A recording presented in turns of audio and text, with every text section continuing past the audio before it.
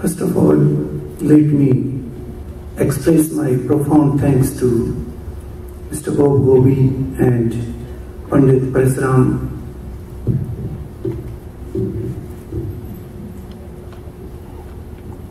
for their very generous words.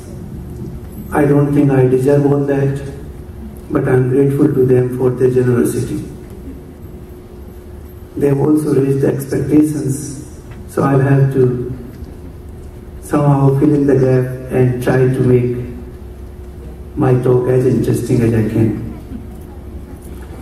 Let me also express my sincere thanks to Dr. Sister Hemlata, Dr. Devkinarayan Sharma, and all other members of the Board of Directors who have been very kind to organize this festival or this evening and invite me to address to all of you. I do feel very much privileged and honored that I am participating in the concluding ceremony of 150th anniversary of Swami Vivekananda, who was a giant of the man. Such people are born only once in thousands of years. I think the whole Indian nation will be indebted to him for times immemorial, for years to come. I won't like to speak on Swami Vivekananda's messages because they speak for themselves, and even if I try to summarize them, I won't be able to do a great job of it. So I would like to speak on the subject I have been assigned, and that is unraveling mysteries of life. Before I start, I would just like to start with a Sanskrit sloka, praying to the God. Sarve bhavantu sukhina, sarve santu niramaya, sarve vadrani pashyantu, ma kaschit dukh bhag bhaved. Sarve bhavantu sukhina. Hey Almighty, let everybody be happy. Sarve bhavantu niramaya. Hey Almighty, let everybody be healthy. Sarve bhadrani pashyantu. Let everybody behave as good human beings, and let there be no misery, deprivation and pain in this life.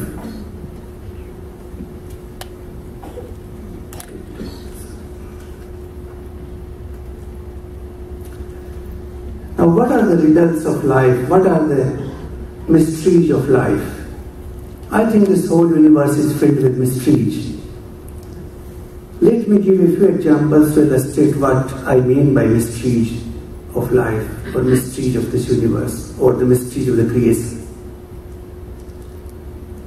Let us look at the nature. Let's look at this vast universe surrounding us. When we sit down in the night, in the moonlight particularly, and look around us, we find thousands of beautiful stars, a vast expanse of blue sky surrounding us with no horizons. The modern science says that the diameter of the universe is somewhere between 46 and 78 billion light years.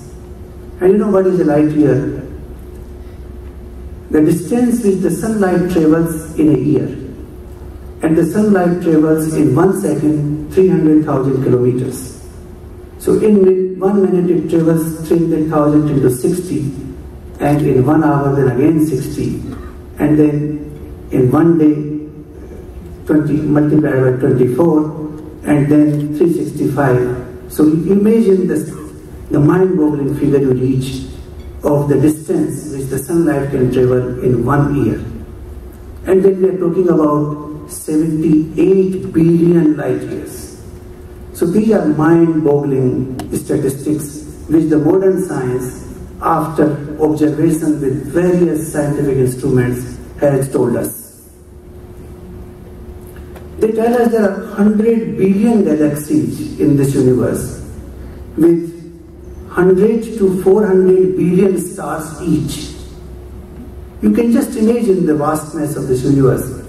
And this is found in the 4% of the universe which is observable. You see, the most part of the universe is not observable because the sunlight never reaches there, and no observation is possible if sunlight is not there. So the universe is almost infinite, even in the age of modern science, which is trying to map and measure all the distances of this universe. Despite all that,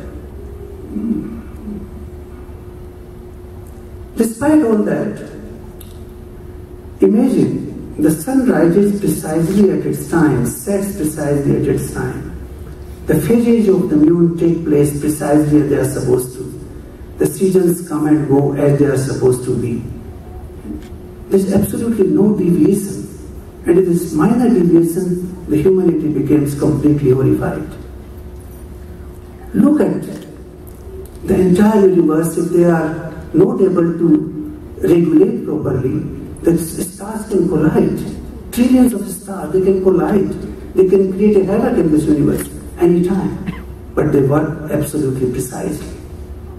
Look at our own, what we call galaxy, which is called Milky Way. We call it Akash Ganga in Hindi. This galaxy alone has about 400 billion stars.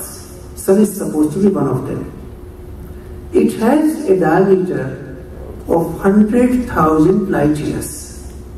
This is, I'm talking only about one galaxy. There are more than 100 billion galaxies in this universe. So how can we really uncover the mysteries of the universe? How can we do that? This is a big, big question. But these are not the only mysteries. There are many more. Now the modern science has come out with a theory called Big Bang. They say that the whole universe was a small corpuscle of energy once upon a time, and it exploded somehow, and it's expanding ever since. And somehow the stars and planets were formed and the universe is running. This is what the theory says.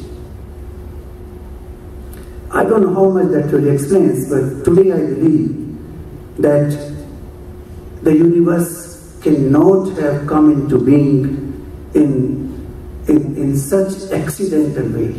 It is impossible. If it is accidental, then I think it's a really great accident, that everything is running so beautifully. Now this is not the only part. This is the first part of the mystery. Then look at the life forms. There are millions of life forms in this universe, on this earth alone. We divide them into three parts: the Jalchar, Gochar and Khachar. The Jalchar are the ones which remain underwater. Gochar are the ones which are on the earth. Khachar are the ones which fly in the sky. The modern science doesn't know what is the number of these various life forms and species, but as per Vedic writings, they are supposed to be 8.4 million, 84 lakh. But anyway, we don't have to go into those aspects right now. What I want to say is that there are so many varieties of life forms, and each life form has its own special characteristics. They are different from each other. And not only they are different, amongst themselves they are also different. Like each human being of us is different. We are all a human race, but each one of us is different. So each one of the ants is also different. Each one of the mosquitoes is also different. So imagine the characteristics which have been created with a special endowment in each one of them. Each one of them has a treasure which is not found anywhere else. Each one of them has the capability also to reproduce itself. How do we reproduce ourselves? We maintain our what you call life. Our children are produced, grandchildren, and the life is continuing. Each species of life does the same thing. How it happens automatically. Not only that, then everything circulates in this universe. The food we eat becomes the waste, The waste we discard will become the food for somebody else. The fruit which is discarded by a tree becomes food for us. The plant which exhales oxygen becomes life source for us, and the carbon dioxide which we exhale becomes a source of life for plants. Everything circulates in this universe. How this has been designed? Who has designed this? This is yet another great fascinating mystery of life. Now, not only this world in which we live is also full of mysteries. I'm talking about the humanity at large. There are people who are very saintly. There are people who are compassionate. But there are also people who don't mind killing others. There are also very cruel people in this world. There are people who are greedy. There are people who are philanthropic. There are all kinds of relationships, all kinds of characteristics are present in the humanity we interact with every day. So what are these? Aren't these mysterious? What is this? Shouldn't we look at it? So this is an attempt which I will try to explain what these mysteries are and how we can try to address some of them.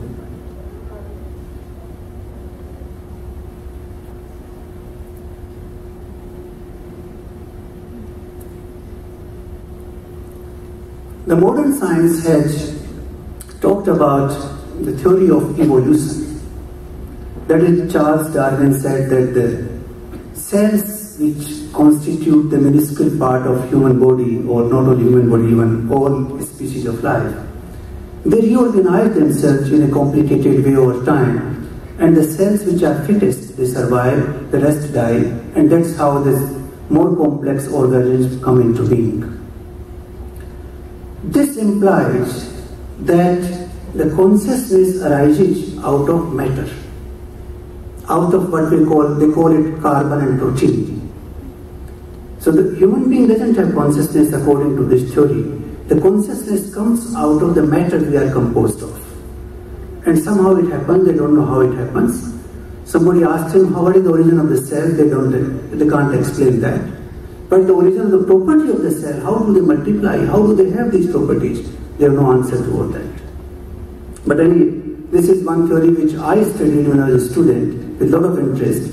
We used to call it Darwin ka Vikasvad ka Siddhant. And I think it still forms part of the curriculum in India. But today I feel that it is far, far away from the reality. Then the modern science talks that we must have empirical evidence to prove things. It's based on observation, that if you observe, you can see something, if you can hear something, if you can, see a pattern in something, then it exists. If you can't, it doesn't exist. The whole thing of modern science is based on physical observation. If something cannot be observed, it has no existence in the modern science. So these particular parameters put a lot of emphasis on human sense organs. They believe that our sense organs are competent enough or capable enough to grasp everything in this universe. And what cannot be grasped does not exist. That's what it means, basically. Because whatever observation, whatever empirical evidence we do has to be observed with our sense organs. There's no other option, because ultimately human being comes into picture, whether you have a big observatory or you have a great equipment, ultimately human being is behind it. And human being comes with the sense organs, the five senses of perception. I'll come back to that later on. So this is what modern science explains, but they can't explain till date whether a chicken was born first or egg was born first. A man was born first or a woman was born first. There's no explanation to this. The modern science, using the reasoning, using all the equipment, all the machinery, they cannot explain this. They can't even tell you how many hairs you have on your body. Forget about the planets and the stars and galaxies in the universe. In fact, the counting of the planets on the earth has changed over time. That as per the modern science. And then not only that, just about 200 years ago, the modern science said that earth was flat. and the sun and everything else was revolving around it, and that was only 6,000 years old. Because that is how it is perhaps described in the Bible. And then the Western scientists themselves challenged it. They did not allow those papers to be published. And today, what a diametric change. They say not 6,000, it's 4.3 billion years old, the Earth. It has changed so much from there. The Earth is not flat anymore, it's round, and it is not the center of the solar system. Rather, it revolves around the sun. So everything has changed. Not only that, many things will change in the future, because I will explain you why. So let us go at our own wisdom, the Vedantic writings. I don't call it religion, and I challenge that it is not religion. And I tell you, I call it a science which is higher science than we understand. And we can understand this science with little application of our reasoning. And I will explain you how we can understand. There are some basic principles we must understand. I will enumerate those principles first, 6, 7 of them, to understand the mystery of universe. And these are all based on the Vedantic writings in Vedas, in the Upanishads, in Bhagavad Puran, in Bhagavad Gita, and other ancient writings. There is a collective, what you call accumulated knowledge which has come into our society over the thousands of years. The first principle which we must understand is that all the diversity in this universe comes from unity. For example, we are wearing different variety of clothes. For example, all of us are wearing only cotton clothes. All the clothes with all different designs have come out of the same cotton. Cotton is one.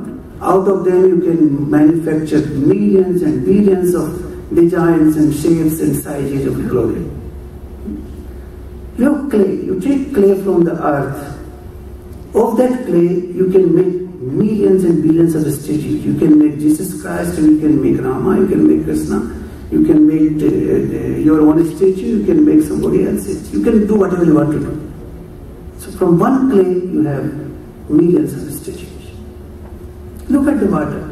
Water is one, but there's an ocean, there's a Pacific Ocean, Indian Ocean, there's Atlantic Ocean. Then there are rivers, and then there are lakes, and then there are glaciers, then there are wells, there's underground water. All these varieties come from where? From unity. So the one principle we must understand is that all the diversity has its origin in unity. If you go towards backward integration of that, you will find that unity somewhere. I'll come into more detail later on this aspect. And this is what is called Tattva Gyan in Sanskrit, that you must understand the fundamentals of knowledge. And this is one of the fundamentals of the knowledge. The second important principle which we must understand to understand the mystery of life is that any substance, when it becomes more powerful, it becomes smaller and smaller. Suksham and suksham, the Sanskrit word. Any substance, and I give you an example right away. Food is very important for us. All of us live on food. Anna in Sanskrit they call it. It can be touched, it's gross, you can see it, you can smell it, everything is possible. But there are people who can live without food for 30 days. Some can live even for 60 days. What about water? Water is less gross than food. It is still visible, you can touch it, but it's less gross than food. How many days can you live without water? Maybe 5 days, maybe 7 days. And then what about air, which has become more thinner than water? How many minutes can you live without air? Now from days you have come down to minutes and seconds, you see. As the substance becomes more powerful, it becomes more and more small, subtle, it becomes more and more subtle. Let me give you another example of human body itself on this issue. We We have a large, big body. This is a miraculous creation. The most miraculous creation in this universe is human body. Why? This is the only instrument in this universe, not only human body, I mean to say body of any living species, can convert inanimate food into animate body parts. We eat bread, we eat juice, we take water, it becomes into blood, flesh, bones, neurons, skin, God knows what. And how it becomes, it's a mystery. This is the instrument. This has the most perfect electrical system anywhere you can think of. Most perfect circulatory system.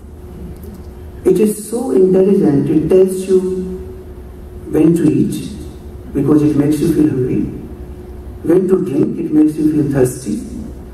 When to go to toilet, it makes you feel that way. When to go to sleep, it makes you feel sleepy. This is so intelligent. You can't imagine the intelligence of the body. But this big, large body is the least powerful of the human constitution. I don't call it body, I call it human constitution. And I am repeating it. It is the least powerful of the human constitution, though it is such a miraculous body. This body is controlled by small senses. You have 5 senses of action, 5 senses of perception. Imagine a person cannot see, cannot hear, cannot move his hands. What is his body? In old days, the body becomes like vegetable. So these senses, are smaller, much smaller than the body. They control your body, the large big body.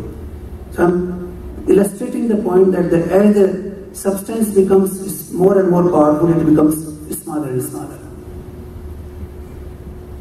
The senses are not all that powerful as we think they are.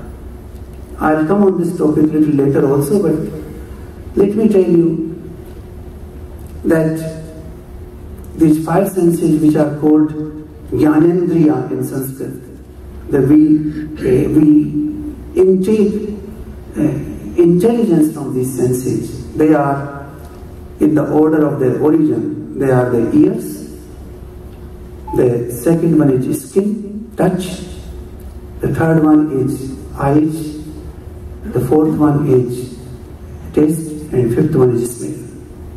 So these are the 5 senses. For example, somebody is sitting outside this building, you cannot see him. Where is your sense organs?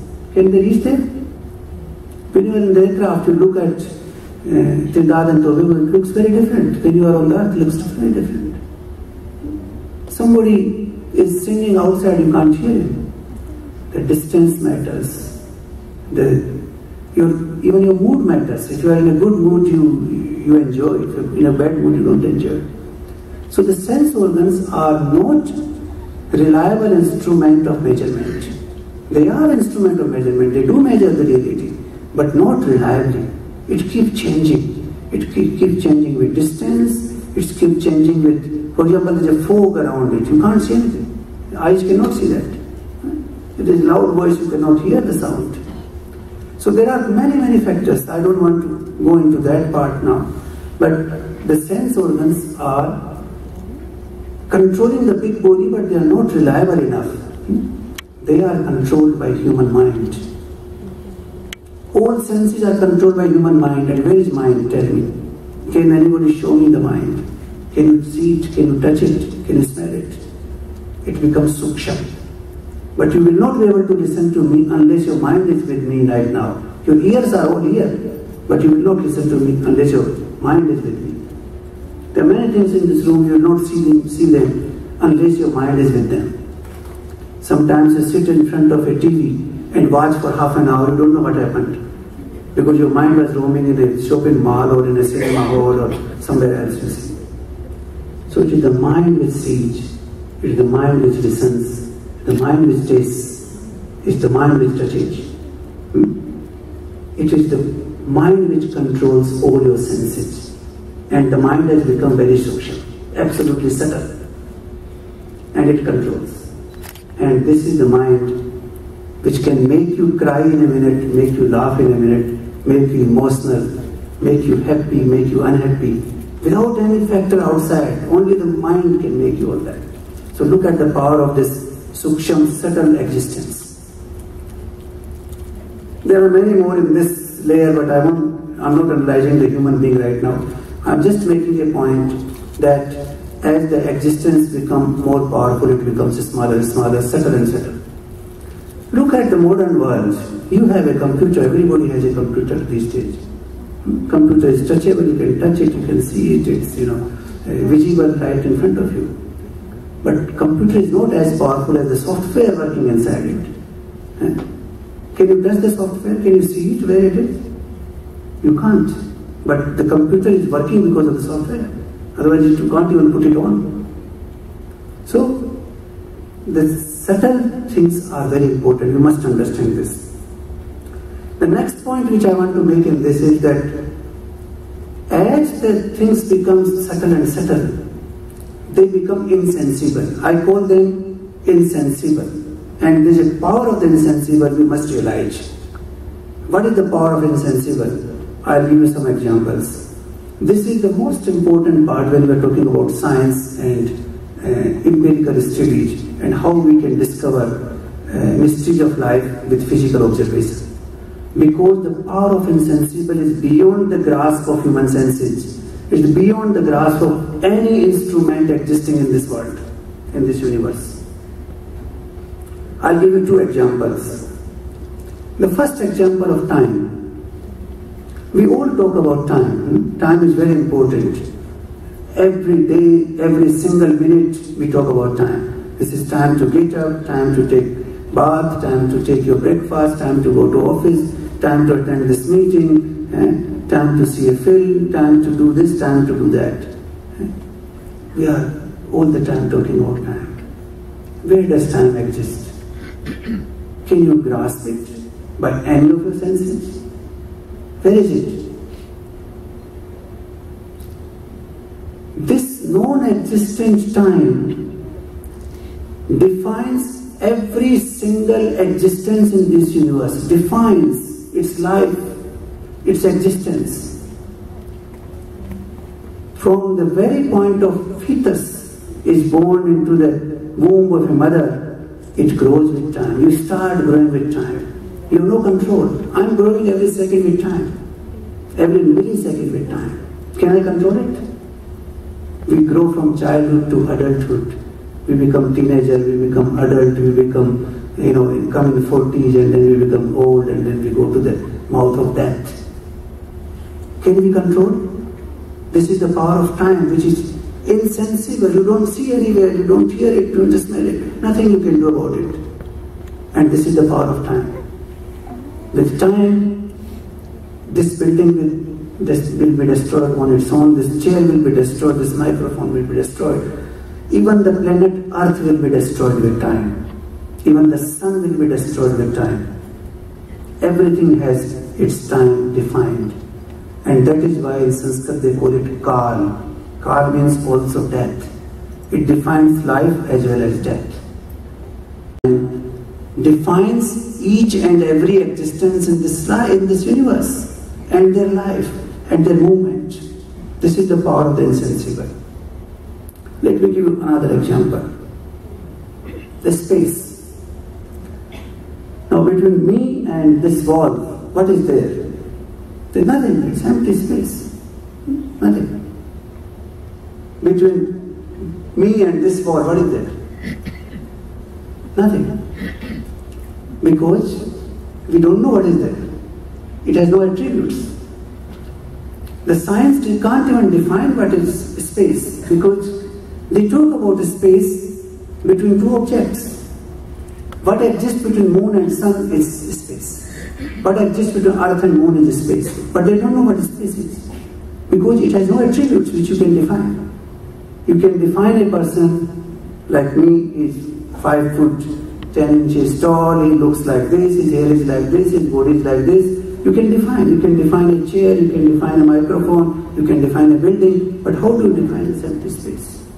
It's not possible, because there are no attributes. But this empty space is the most powerful part of this creation.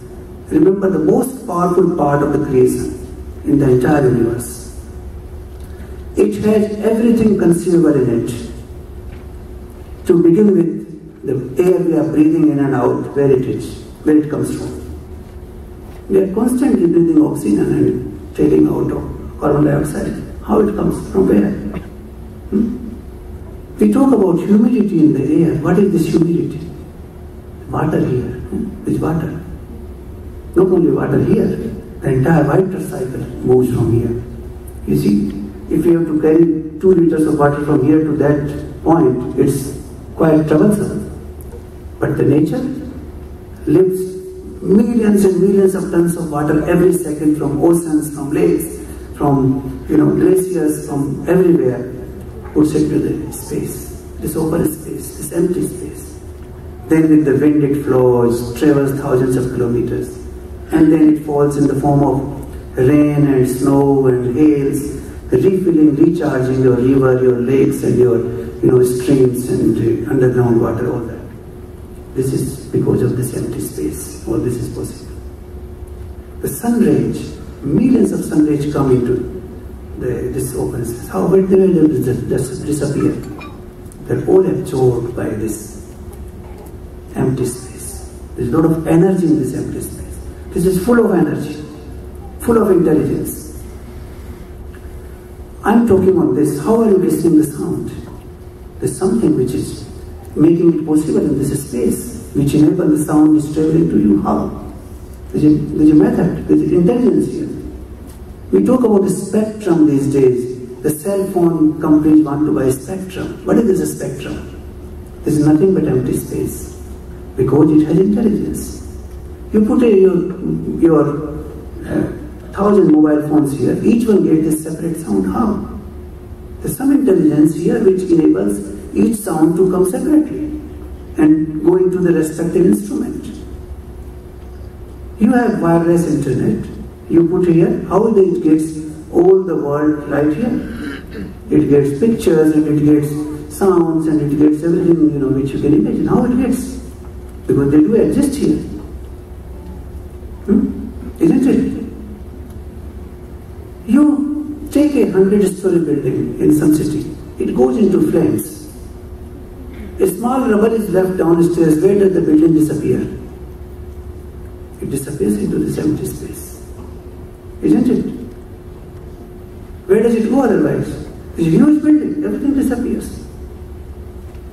Then you take example of fuel. We are consuming billions of liters of fuel every day in the world. Where does this disappear? What disappears into this open space. So I don't want to go into this because this is a very dynamic subject. But my point was that the power of the insensible must be understood. And that power cannot be understood through the modern scientific methods. There are other means to understand that power. Now I would like to come to the next step. We talked about certain principles to understand the mysteries of life. The first was that everything, all diversity comes from unity. The second is that the things, they become powerful, they become subtle. The third is that the things become insensible beyond a point, and the things which are insensible, they are far more powerful than the things which are sensible. Now the fourth point I want to make is that nothing can be created without consciousness. Can you create anything without consciousness? This is what the question I want to ask. When people say that the protein and carbon can create consciousness in the body, I want to ask them how it is possible. I have a stone in my hand. Can this stone create anything? Tell me. It cannot. But you and me can create, because we have consciousness. An ant can create something. A crow can create because they have consciousness. But this chair and this microphone and this cannot create. The creation requires consciousness. Nothing is possible without consciousness. Now here I want to emphasize that there are 5 layers of consciousness. In fact, this stone also has some consciousness. Okay, there are 5 layers in the Vedic writings. They are mineral regime, plant regime, animal regime, human regime, and the Brahman, the universal consciousness. The lowest level of consciousness is in the mineral regime. They cannot move. That's why they are called stool, or they are called achar. They are not able to move. Char, achar they call it. This is called achar. But they have little consciousness, because with time, this stone will also disintegrate and form into some sort of soils. This will happen. But this is very low level of consciousness, therefore they cannot create. The creation requires higher level of consciousness. Now the second layer is the plant regime, which is somewhat higher consciousness. They can create. You can see the plant growing up. Leaves come out, flowers come out, fruits come out, but it cannot walk and talk and things like that. But it has consciousness which is higher than the mineral regime. The third level of consciousness is the animal regime, where you can see them walking, perhaps talking, but their mental progress, their mental development is limited. They can create certain things, but not many things. The highest developed consciousness is amongst us, the human society, the human being. And therefore we are big creator. We can create aircraft, we can create submarines, we can create rockets, because we have this consciousness in us, which is at a higher level than the rest of the universe. So my point is that nothing can be created without consciousness. Can a dead man create anything? It's not possible. Consciousness is the first requirement to create anything in this universe. This is my 4th point on this. The next point, which I will come to the consciousness point a little later again. But the next point which I want to say is that every creation in this universe starts with nothing. It is called avyakt in Sanskrit, that it is not manifested. For example, you want to create a chair. For creating a chair, first a thought must come in your mind. Then you will assemble the material, you will get an artisan who can make it, and the chair will be created. Somebody wants to organize this meeting. First the idea must come in somebody's mind to have this meeting. Then you will put all the infrastructure together and things will move. So every creation starts with the mind, with zero or with nothing, and then it becomes into material form. That's how it happens. All creation, this is the law of nature. So that is why in Upanishad they say that everything is existing in avyakt form, in non-manifested form, and then it is manifested later on through different regions. So these are some of the principles I wanted to bring out before I talk about the mysteries, how we understand the mystery of life. If you agree with me, because I am not talking in religious way, I am talking about pure science as I told you, and I think you would agree that I have given you examples to understand the science behind all these things, and that is what we call Vedic science. Now, if nothing can be created without consciousness, there has to be some consciousness is created in this universe. You see, how can you create such a fantastic universe which is almost infinite, which billions of stars and billions of galaxies? How can you create without consciousness? It cannot happen on its own. There has to be a creator with consciousness. So this is the first question which makes us believe that there is a universal consciousness which has created this universe. Now what name you give to that consciousness is your business. You can call that consciousness Rama, Krishna, Allah, Jesus Christ, or any other name, it doesn't matter. But there is a consciousness which you must understand has created this universe, because without consciousness nothing can be created. Now how this creation has taken place? This consciousness must have thought to create something, so it created. Now that explanation, I hope I'm not exceeding my time. Yeah, you see, when I speak sometimes I do exceed well. Now, what is this creation? We must understand this. Now, we have to go into the little bit of detail. And I won't take much time, but I'll still go into some details. What is this creation? This has been explained in great detail into the Vedic writings, particularly Upanishads. Also in Bhagavad Gita. Chapter 13 and 7 of Bhagavad Gita also explain this very much. They say that everything starts in creation, as I told you, from subtle to gross. Because the thought comes in the mind, the thought is then converted into physical existence. Everything starts from subtle to gross. Same way, this creation of this universe also started from subtle to gross.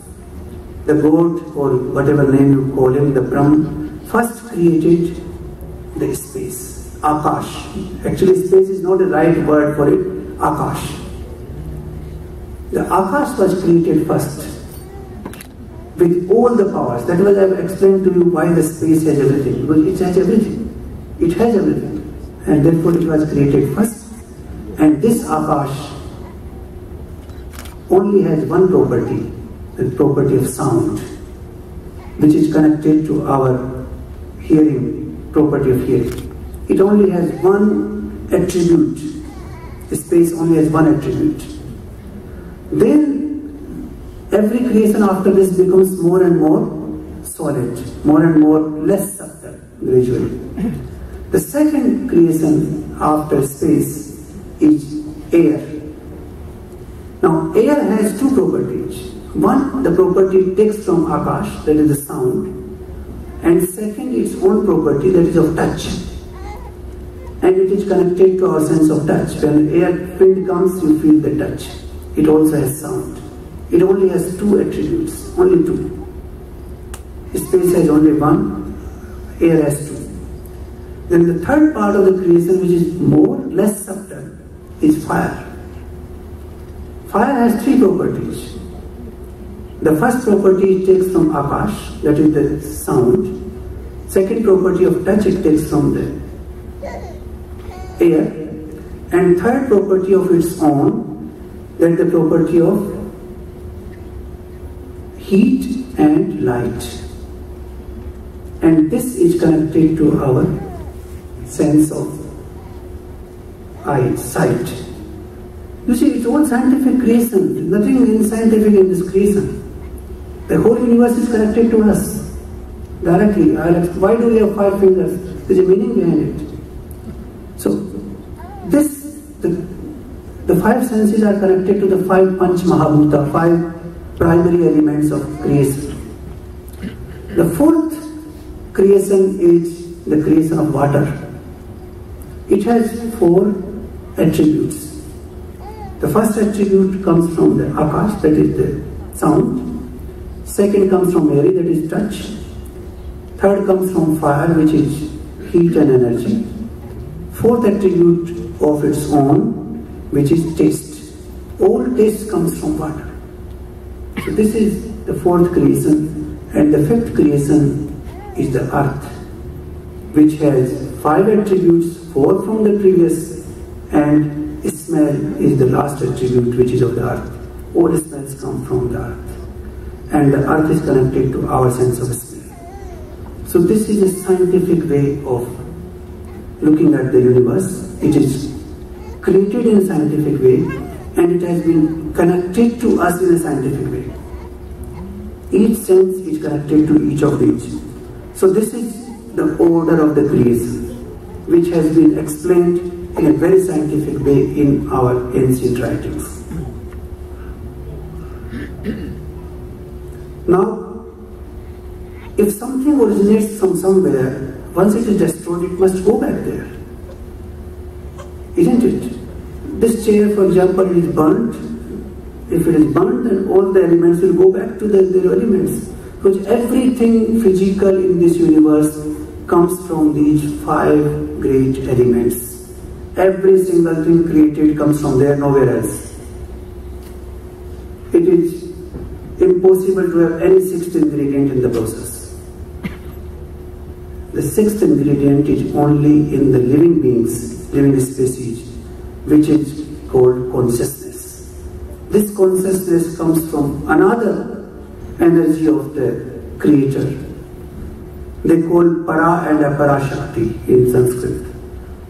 Apara Shakti is the one which has created the physical universe, which I just explained to you.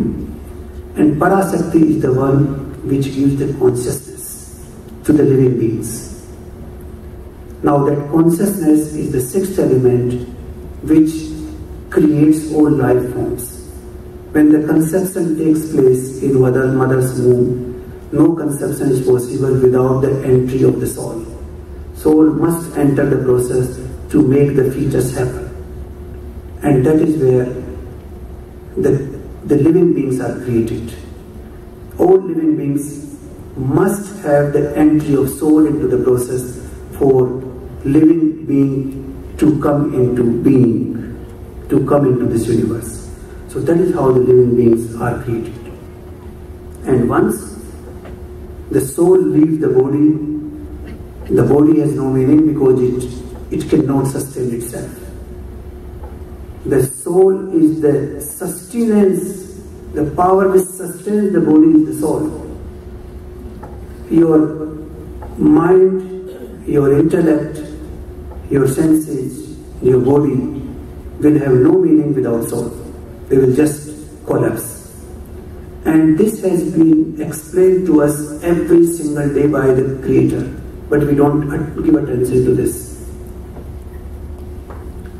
After this you will have your dinner and you will go home. You will feel sleepy, you will sleep.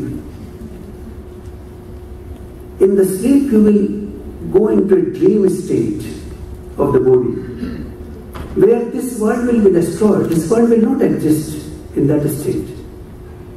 You exist in the form of light. You also exist, and all your senses exist. The 19 gates of the human body which work every time. In the waking state, those 19 gates work. And in the dream state also all the 19 gates work. But not in physical form, but in the form of light. You exist in the form of light. And this world is destroyed. You create a new world. You live in that world. You play a role, you argue, you eat, you fight, you talk, you do everything which you do here in that world. What is that world? Where it comes from? Where it comes from? It is called Tejas Avastha in Sanskrit. It is the Tejas means in the form of light. It is this state of the soul which soul creates in the form of light. So there are three major states of the soul. One is called Vaisnava Avastha, which is called waking state. Right now, the waking state is in the form of physical senses. You can touch, you can feel it, you can talk with the physical part. The Tejas state, the dream state, is in the form of light. Everything exists in that state, but in the form of light. And the third state of the soul is called Pragya Avastha, which is the pure state of the soul. In that state, nothing exists. You don't exist. This world doesn't exist. Dream state doesn't exist. When you are deep sleep, nothing exists. People can come and knock on your door. They can even take your coat. You won't even realize where you are. That is called the third state of the soul, that you are still awake, you are still alive. You are not dead. You are very much alive. But how? Because of the soul. The body doesn't exist that time. So the Creator has given us these states every single day, but we don't realize how they exist. As soon as the soul leaves the body, we are dead. But in the Pragya Avastha, in the deep sleep state, the soul still remains in the body. It is not leaving. Otherwise we will be dead. But we are practically dead. You cannot hear, your mind is not working here. So we must understand now 2 or 3 words which I would like to come, explaining some of the mysteries, which is not easy to explain mysteries of life in an hour or so. But there are 2-3 words which we should understand in little detail. That is called Sat and Asat. We always say Asto Ma Sadgamaya. I think we pray, a lot of people pray, Asto Ma Sadgamaya. Hey God, take me from Asat to Sat. What is Asat and Sat? These are very profound philosophical words in Sanskrit. Asat is that part of the existence which is subject to decay with time. Everything which decays with time is asat, or everything which changes with time is asat. This microphone will change, this building will change, my body will change, this earth will change with time. They are all asat. That is why entire physical universe is called asat, because it keeps changing with time every second, every millisecond. And this is the definition that anything subject to the vagaries of time is asat. But things which are not subject to the vagaries of time, they are sat. And the only thing which is not subject to the vagaries of time is consciousness. The consciousness remains unaffected with time, with space, with anything. It is completely unaffected, completely immune to time, the vagaries of time. And that is what we must understand. And that is why we pray that we must go from asat to sat. So we should understand what is the secret of life. The secret of life is sat, but asat is very important as well. That is why Isavasya Upanishad says that you must learn both avidya and vidya. Avidya is to learn this world, the physical part of it, and vidya is to learn the sat, the life behind the physical part. And therefore we have to understand both, the sat and the asat. To reach to the sat, we must know what is the difference between the two. And that is why we must continue that process. So I think I will end here, because there is a lot of time I have taken. I have exceeded my 45 minutes or so. But if you have any questions, I will be very happy to answer. And of course, we can have discussions separately on some of the issues later on. Thank you very much for your attention. I am grateful to you for honoring me on this occasion. Thank you.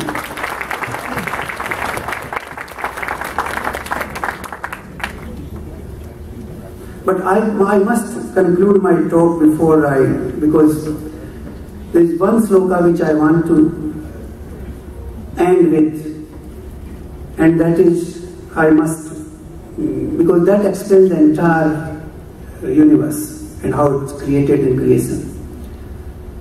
Om Purnamadah Purnamidam Purnat Purnamudachyate Purnasya Purnamadaya Purnameva Vasishyate. This is the sloka you will find in many Upanishads, starting from Isavasya to Prasna Upanishad to Chandogya Upanishad, many Upanishads. This means that Om is reference to the Almighty Power, that you are Purna, you are complete in every respect, and whatever you have created is also complete. They also call it infinite, you are infinite. Whatever you have created is also infinite.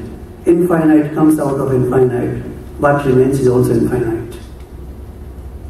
So that is where I will end, and now I will be happy to answer your questions. Why does Atman enter the physical? Has to enter to become conscious. Why? Because you see, there is another concept, another law of nature is that every action has a reaction. So we do karmas and we develop seeds of karma. At the end of our life, we end up with a seed. The seed had to refructify. It has to, there is no other way. And if you become seedless at the end of life, then you are not reborn. But if you have the seed, then you are reborn in some form or other. The seed has to fructify. Yes, karma is the reason behind it. And the balance sheet which you carry at the end of your life is the reason that brings the soul back into picture. No karma is wrong. You can't live without karma any second of your life. But there's another way, of course we'll talk about that some other day.